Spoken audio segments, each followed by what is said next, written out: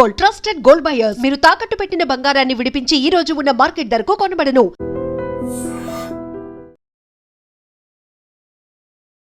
Welcome to IT news. This is Pavan. So మన శనివారం జరిగిన ఐబొమ్మ రవి అరెస్ట్ అయితే మీ అందరికీ తెలిసిన విషయమే.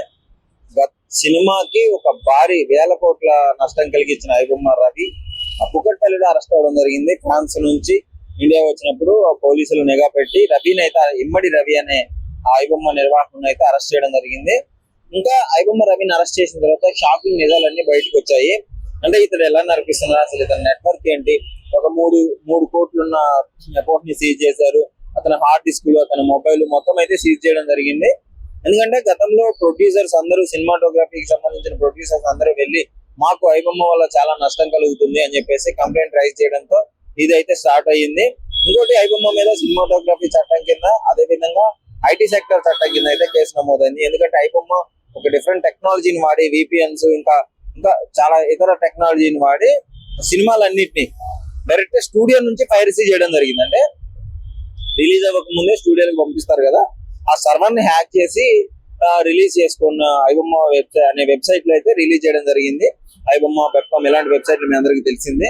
ఇంకోటి ఇతను ఇవే కాకుండా గవర్నమెంట్ సెక్టర్ లో ఉన్న సర్వర్లను కూడా హ్యాక్ చేయడం జరిగింది.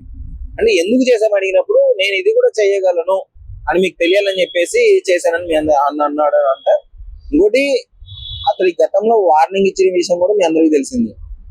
నాకు అందరి దగ్గర గవర్నమెంట్ వెబ్సైట్లు ఉన్నాయి, సెక్టార్లు ఉన్నాయని చెప్పేసి వీటన్నిటిని చేయడం జరిగింది. వీటన్నిటి గురించి అయితే అరెస్ట్ చేయడం జరిగింది. సో దాని గురించి అసలు పబ్లిక్ ఏమనుకుంటున్నారు, నిజంగా ఐబొమ్మ అనే వెబ్సైట్ అంటే కరెక్టేనా, రవిని అరెస్ట్ చేయడం, అసలు రవి గురించి ఏమనుకుంటున్నారు, ఈ విధంగా ఏంటి పరిస్థితి అని పబ్లిక్ ని అడిగి తెలుసుకున్నాం. అసలు వాళ్ళ ఒపీనియన్ ఏమనుకుంటున్నారు. హాయ్ అండి. మరి రవి అరెస్ట్ మీ అందరికి తెలిసిందే కదా, అవును, ఏమనుకుంటున్నారు దాని గురించి మీరు? చట్ట ప్రకారం చూసుకుంటే తను చేసిందైతే ముమ్మాటికి తప్పేనండి. బట్ సామాన్య ప్రజానికంగా చూసుకుంటే తనకి ఒక హీరో లాగా అయ్యాడు. ఎప్పుడైతే ఒక పోస్ట్ కూడా పెట్టిండు రీసెంట్ గా, ఎప్పుడైతే కొంచెం మంది అరెస్ట్ చేసిన తర్వాత తమ్ముంటే పట్టుకోండి అనే పోలీసు వాళ్ళకి పుష్ప సినిమా డైలాగ్ టైప్ లో ఎప్పుడైతే పోస్ట్ చేసిండో సామాన్య ప్రజానికం అతనికే ఎక్కువ మద్దతు ఇచ్చారు. దానికి గల కారణాలు కూడా ఉన్నాయి. మీరు చూసుకున్నట్టయితే ఇప్పుడు సాధారణంగా సామాన్య మధ్యతరగతి వాళ్ళు థియేటర్ కి వెళ్ళినప్పుడు మూవీ చూసి అక్కడ ఏమైనా స్నాక్స్ లాంటి తినే పరిస్థితులు లేకుండా అయిపోయినాయి. మల్టీప్లెక్స్ థియేటర్ కావచ్చు, మామూలు చిన్న థియేటర్లు కావచ్చు, మూవీ టికెట్ రేట్ అవ్వచ్చు, లేదంటే అక్కడ ఉన్న స్నాక్స్ రేట్ అవ్వచ్చు, నార్మల్ గా ఒక వాటర్ బాటిల్ తీసుకోవాలన్నా కొనే పరిస్థితి లేకుండా ఉన్నాయి. కాబట్టి ఈ అన్నింటిని దృష్టిలో పెట్టుకుని ఇటువంటి ఇల్లీగల్ అయినా కానీ తనకి మద్దతు ఎక్కువగా కూడగట్టుకోగలిగాడు అనమాట. ఐబొమ్మ లాంటి ఇవి ఉన్నది, మూవీ రూల్స్ కావచ్చు, ఇంకా కొన్ని వెబ్సైట్స్ ఉన్నాయి ఏదైతే ఇల్లీగల్ గా ప్రొవైడ్ చేస్తున్నారో వాటిని కూడా ప్రజలు ఇష్టపడుతున్నారు. ఎందుకంటే న్యాయపరంగా వెళ్ళి థియేటర్లో కూర్చొని చూడాలంటే వాటిని చూసే స్థితిలో లేకుండా చేసింది కదా. ఇటువంటి వాటికి ఏంటంటే గవర్నమెంట్ కూడా తగిన ప్రత్యామ్నాయంగా లేదంటే వాళ్ళ మీద యాక్షన్ తీసుకోవటము, రూల్స్ స్ట్రిక్ట్ గా ఫాలో చేయడం లాంటివి చేస్తే ఇటువంటి అరికట్టచ్చు. ఎప్పటి వరకు అయితే ఇవి అరికట్టకుండా ఇటువంటి వాళ్ళని చేస్తే ప్రయోజనం లేదు. ఒక రకంగా తను చేసింది చట్టపరంగా అన్యాయం అయినప్పటికీ చాలా మందికి ఆయన మద్దతు కూడగట్టుకోగలిగింది. ఇన్స్టాగ్రామ్ లో చాలా వరకు పోస్టులు వస్తున్నాము, నువ్వు మావోని అని సెంటిమెంటల్ బీజిఎం చేసి అతన్ని బాగా హైప్ ఇస్తున్నారు. అవును, ఆ టెక్నాలజీని, ఆ తెలివిని టికెట్లు తగ్గించడానికి కానీ వీటికి వాడితే ఎలా ఉండేదంటారు? ఫ్యూచర్ టెక్నాలజీని మంచిగా తీసుకురావడం, టెక్నాలజీని వాడుకొని గవర్నమెంట్ పెట్టిన రూల్స్ అయితే బ్రేక్ చేయలేదు. బట్ ఇలా ఇల్లీగల్ వెబ్సైట్ క్రియేట్ చేయొచ్చు. బట్ ఈయన లాంటి వాళ్ళు ఉన్నారు, వీటి గురించి అయినా తగ్గాలన్న ఒక స్ట్రాంగ్ మెసేజ్ అయితే దోచుకునే వాళ్ళకైతే వెళ్ళింది. సినిమాలో కూడా అంటే చాలా వాటికి గతం సినిమాల్లో వాళ్ళకి చాలా నష్టం, వేల కోట్లు వాళ్ళు కష్టపడి తీసిన సినిమా ఇట్లా పైరసీ రాగానే జనాలు ఇంకా థియేటర్కి వెళ్ళడం మానేస్తారు కదా. కష్టపడి తీసారండి, కష్టపడి తీసింది ఎందుకంటే ప్రజలకు వినోదాన్ని పంచడానికే కదా. ఆ వినోదాన్ని పంచకుండా దూరం చేసి వీళ్ళు ఇష్టం వచ్చిన రీతిలో అడ్డగోలుగా రేట్లు పెంచుకొని ప్రజలకు వినోదాన్ని పంచుతున్నామంటే అది లేదు, దోచుకుంటున్నారు. దోచుకునే పేరుతో వినోదాన్ని పంచుతున్నారు తప్ప వినోదాన్ని పంచాలన్న ఉద్దేశంతో పంచట్లేదు కదా. అటువంటిప్పుడు ఇటువంటి జరుగుతూనే ఉంటాయి కదా. సో ఫైనల్ గా అసలు మీ ఒపీనియన్ ఏంటి దీనిపైన? ఇంకా రవికి కఠిన శిక్షలు పడే అవకాశం ఉంది అని కూడా అంటున్నారు. పడితే పడవచ్చు, కానీ అటువంటి వాళ్ళు రారు అనే నమ్మకం అయితే లేదు. గవర్నమెంట్ కూడా దాన్ని అరికట్టలేదు. ఎందుకంటే ఇప్పుడు ఇలా చూశారు కదా, ఇప్పుడు తను పట్టుకున్నా కానీ తను ఒక హీరో అయిపోయింది. చాలా వేల మందిలో కూడా, లక్షల మంది కూడా ఇప్పుడు ఎవరైతే సినీ ప్రేమికులు ఉన్నారో వాళ్ళందరి దృష్టిలో కూడా హీరో అయిపోయాడు. కానీ తనని ఎవరో అన్యాయం చేసినానో లేదంటే ఒక దొంగలాగానో చూడట్లేదు కదా. ఎందుకంటే అతని వైపు నుంచి చూసుకుంటే చట్టపరంగా అన్యాయం అయినప్పటికీ ప్రజలలో తనకి విశ్వాసం ఉంది. ఒక హీరోయిజం గా చలామణి అవుతున్నాడు. కాబట్టి ఇటువంటి అరికట్టాలంటే గవర్నమెంట్ వీటి మీద కూడా కన్నేసి ఉంచాలి. ఏదైతే అక్రమంగా దోచుకుంటున్నారో వినోదాల పేరుగా ఇంట్లో కలిసి రెచ్చగలవాలంటారు కదా, ఆ ఇంట్లో పరిస్థితులు ఎలా ఉన్నాయేమో తెలియదు. అది పూర్తి అవగాహన లేదండి, మనం మాట్లాడలేదు. నేనైతే మాట్లాడలేదు దాని మీద. నేను సోషల్ మీడియాలో న్యూస్ లో విన్నది అది. సో ఫైనల్ గా అయితే ఏం చెప్తారు దీని గురించి? చట్టపరంగా చేసింది అన్యాయం అయినప్పటికీ చాలా మద్దతు కూడగట్టుకోవడానికి కారణం ఏంటి అంటే, అన్యాయంగా అక్రమంగా దోచుకుంటున్న సినీ వాళ్ళు అవ్వచ్చు, థియేటర్ యాజమాన్యం అవ్వచ్చు, లేకపోతే సినీ ఇండస్ట్రీకి సంబంధించిన వాళ్ళు. సో ఇది అరికడితే ఇక్కడ అరికట్టవచ్చు, ఆటోమేటిక్ అయిపోతుంది. ఎందుకంటే ఇక్కడ నీకు మద్దతు ఉండదు కాబట్టి. ఇప్పుడు నాకు నా స్తోమతలు తగ్గట్టు నేను థియేటర్లోకి వెళ్ళి కూర్చొని చూడగలిగినప్పుడు నేను ఇలా దొంగ ప్రైవసీ చూడాల్సిన అవసరం లేదు కదా. అదే నాకు దూరంగా ఉన్నప్పుడు నేను వీటికి మద్దతు ఇస్తాను అనమాట. అట్లీస్ట్ మద్దతు ఇవ్వకపోయినా కానీ అవకాశం ఉన్నప్పుడు వీటినే చూస్తాను నేను. అది నాకు అందుబాటులో ఉంటే మాత్రం ఇవన్నీ ఆటోమేటిక్ గా అరికట్టబడతాయండి. బ్రో, ఈ మధ్య ఇమ్మడి రవి అరెస్ట్ అయిన తర్వాత సోషల్ మీడియాలో విపరీతంగా పోస్టులు వస్తున్నాయి. కొంతమంది సపోర్ట్ చేస్తున్నారు, కొంతమంది తప్పు, ఇది డెఫినెట్లీ గవర్నమెంట్ కి హ్యాక్ చేయడము సర్వర్ అదంతా. మీ ఒపీనియన్ ఏంటి? మా ఒపీనియన్ అంటే అంత పెద్దగా లేదన్న. కాకపోతే ఏంటంటే నార్మల్ గా ఇప్పుడు పైరసీ చేశాడా లేకపోతే పేదలకి చేశాడా అనేది పక్కన పెడితే, ఈడ పైరసీ చూసేవాడు ఉన్నాడు కాబట్టి తయారు చేసేవాడు ఉన్నాడు. ఇక్కడ ఇద్దరిది తప్పే ఉంది.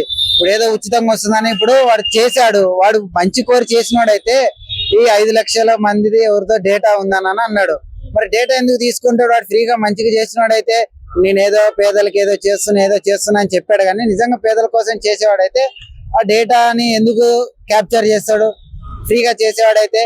సో నా ఒపీనియన్ అయితే ఏంటంటే, ఈడ జడ్జిమెంట్ ఇవ్వడానికి కూడా జనాలు కూడా అర్హులు కారు. ఎందుకంటే వాడు ఇస్తున్నాడు, ఈడు తీసుకున్నారు. నీకు ఉంటే ఓటీటీలోకి 4 రోజులు ఉన్నాక వస్తాయి, ఇంత సబ్స్క్రిప్షన్ పెట్టి తీసుకొని చూడు. అంతేగాని వస్తుంది కదని డౌన్లోడ్ చేసుకొని చూసుకొని మళ్ళీ దాని తర్వాత ఇలా అనడం నా వర్క్ అనేది రాంగ్. ఇవ్వడం వల్లే పబ్లిక్ కూడా అలవాటు అయ్యారు అని అనుకుంటున్నాం. అంటే లైక్ ఫ్రీగా ఒకటి వస్తుంది, ఫ్రీగా ఎవడియడన్నా ఫ్రీగా ఒకటి వస్తుందంటే దాని వెనకాల ఒక ఉంటది.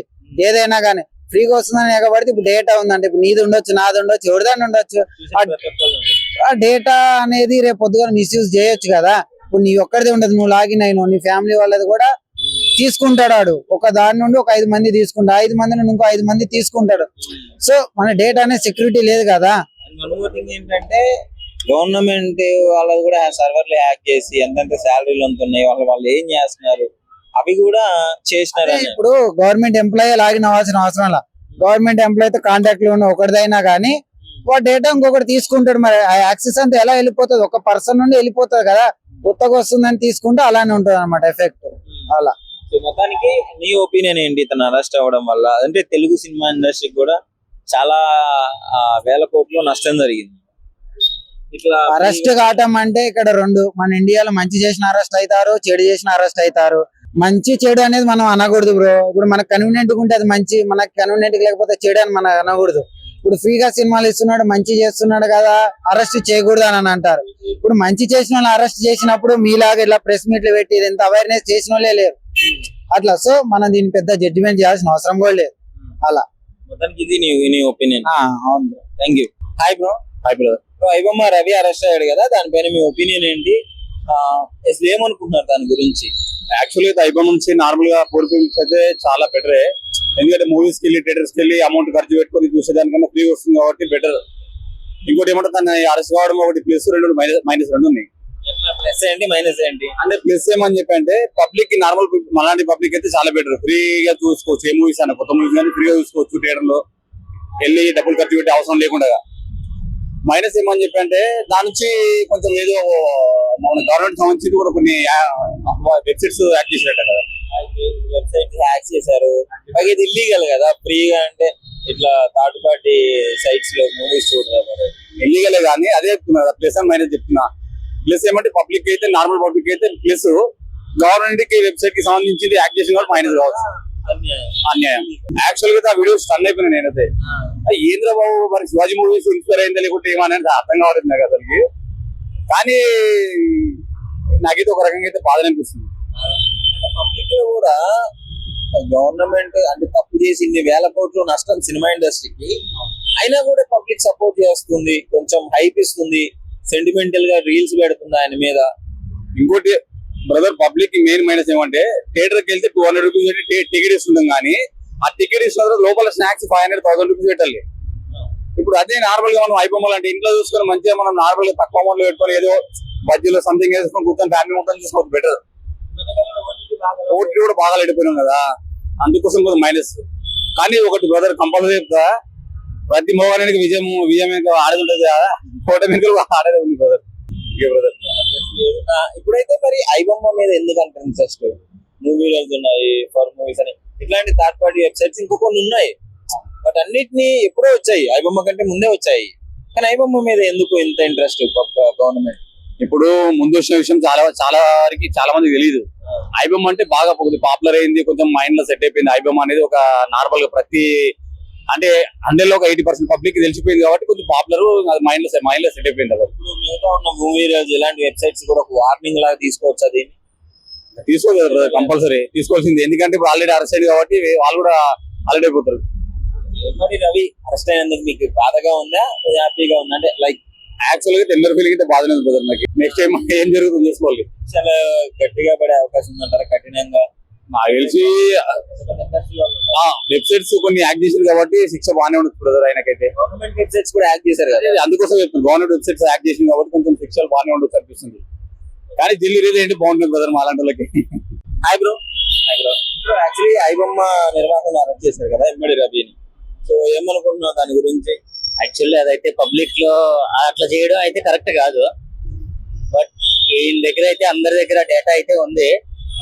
అందరూ ఐబొమ్మలని ఇప్పుడు ఎందుకు ఇట్లా చేస్తున్నారంటే ఎక్కువ మంది సినిమాకి ఎక్కువ ప్రైస్ ఎక్కువ అయిపోవడం వల్ల అందరూ ఐబొమ్మకి అడిక్ట్ అయిపోయారు, ఆన్లైన్ వల్ల ఇట్లా అడిక్ట్ అయిపోయారు. సో ఇది కూడా దృష్టిలో ఉంచుకొని సినిమా టికెట్లు తగ్గిస్తే మేబీ ఆయన చేసిన కరెక్ట్ తప్పు, కానీ ఎక్కువ మంది సపోర్ట్ కూడా ఇప్పుడు ఆయన వైపే ఉంటుంది.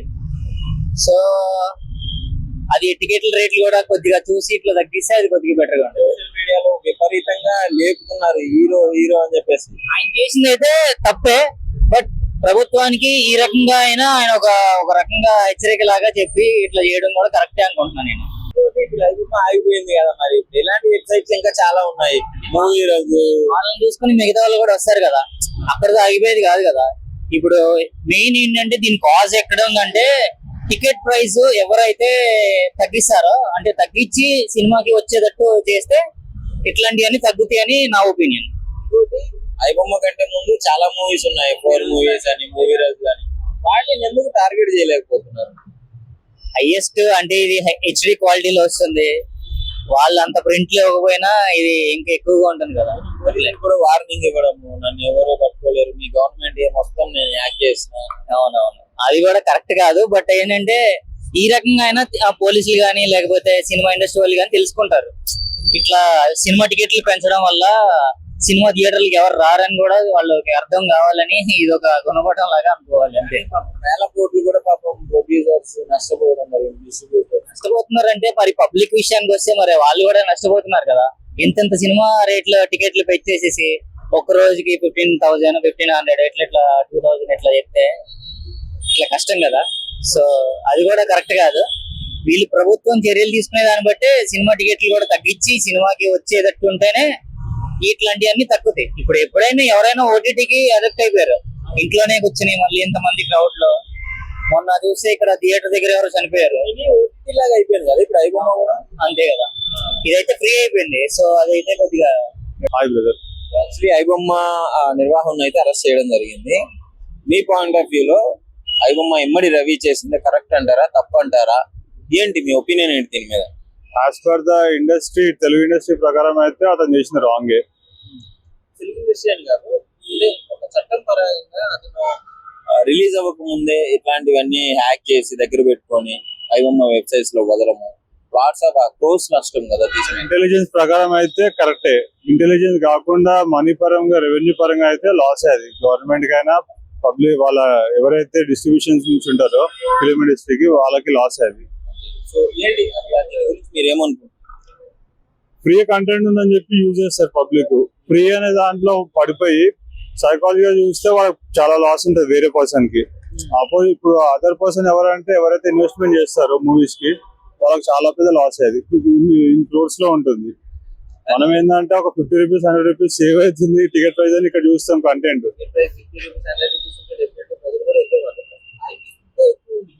200-300 కూడా ఉంటాయి మల్టీప్లెక్స్ లో. సో అక్కడ చూస్తే మాత్రం మీకు ఇక్కడ బెనిఫిట్ అనిపిస్తుంది, కానీ ప్రొడ్యూసర్స్ కి డిస్ట్రిబ్యూటర్స్ కి లాస్ అది చాలా వరకు. ఓకే, కానీ ఇన్స్టాగ్రామ్ లో ఫుల్ హైప్ ఇచ్చేస్తున్నారు. అంటే మనోడు చేసింది కరెక్టే అని చెప్పేసి సెంటిమెంటల్ బీజిఎంస్ వేసి అన్న నువ్వు మావోడివి అని ఓన్ చేసుకుంటున్నారు ప్రతి ఒక్కళ్ళు. వాళ్ళోడు అంటే రెవెన్యూ జనరేట్ అవుతుంది వాళ్ళకి, దేనికి వాళ్ళోడు అంటే వాళ్ళ కంటెంట్ వస్తుందా దేనికి? ఫ్రీగా కంటెంట్ ఇచ్చాడు ఎన్ని రోజులు. ఆర్గానిక్ గా వచ్చేదే జెన్యున్ కంటెంట్, అంటే ఆర్గానిక్ గా రాంది ఏదైనా రెవెన్యూ జనరేటింగ్. వాడేదో వ్యూస్ కోసం ఛానల్ కి సబ్స్క్రైబ్ పెడతారన్నా చేస్తుంది, కానీ అది జెన్యున్ కాదు. అది నా ఒపీనియన్ ప్రకారం అది జెన్యున్ కాదు. యాజ్ ఏ ఇండస్ట్రీ లవర్ గా నేను చెప్పేది ఏంటంటే అది లాస్ అయింది చాలా వరకు. అంటే లాస్ ఆ ప్రాఫిట్ పక్కన పెడితే అది కరెక్టా రాంగ్ గా, అతనికి ఎలాంటి శిక్షలు పడాలనుకుంటారు మీరు చెప్పండి. శిక్ష అంటే మనము చేయని జడ్జి, మనమైతే లీగల్ పరంగా మనమైతే లాయర్స్ కాదు కాబట్టి అతను చేసినంత రాంగ్ అది. ఏం చెప్తారు దీని గురించి? ఇప్పుడు సినిమా ఇండస్ట్రీ మొత్తం ఒక మంచి సక్సెస్ లాగా ఫీల్ అవుతుంది, దీన్ని మనకి ఏ బాధ లేదు.